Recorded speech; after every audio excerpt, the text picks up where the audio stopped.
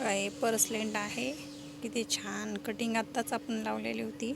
सुंदर अशी वाढलेली आहे. हे चिनी गुलाब आहे. बघा किती सुंदर असं मस्त छान येते.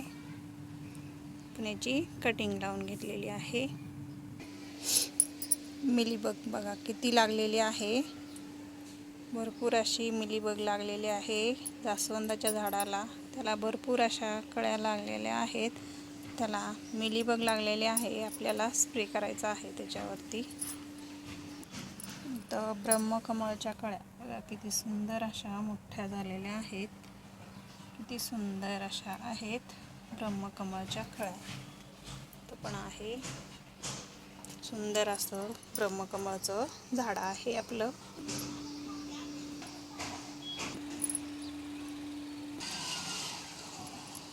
आपलं हे गंधराचं झाड आहे. सुंदर असं गंधराचं झाड आपलं मोठं छान आहे. त्याला फुले भरपूर असे उमललेले आहेत. बघा किती सुंदर आहे.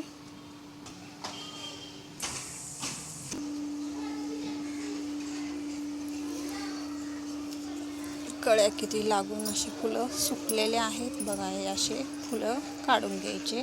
हे जास्वंदाचं झाड आहे.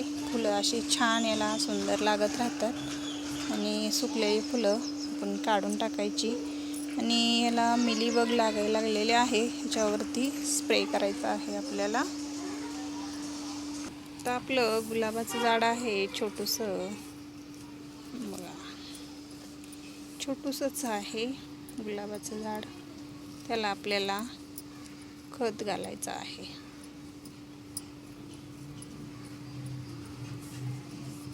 तर हे आपण खुरपून घेतलं आहे.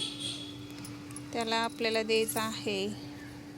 हे आपल्याकडं चहा पावडर आहे. फ्रेश चहा पावडर आहे. यात आपण थोडीशी घालणार आहे.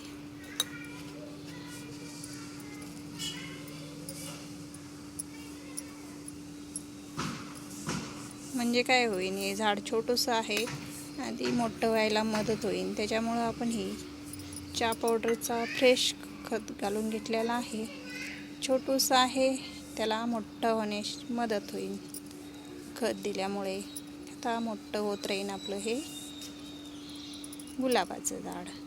छान ह्याला लाल कलरचे फुलं येत राहतात. मस्त सुंदर आपलं झाड आहे. त्याच्यामुळे त्याला आपण खात देऊन घेतलेलं आहे.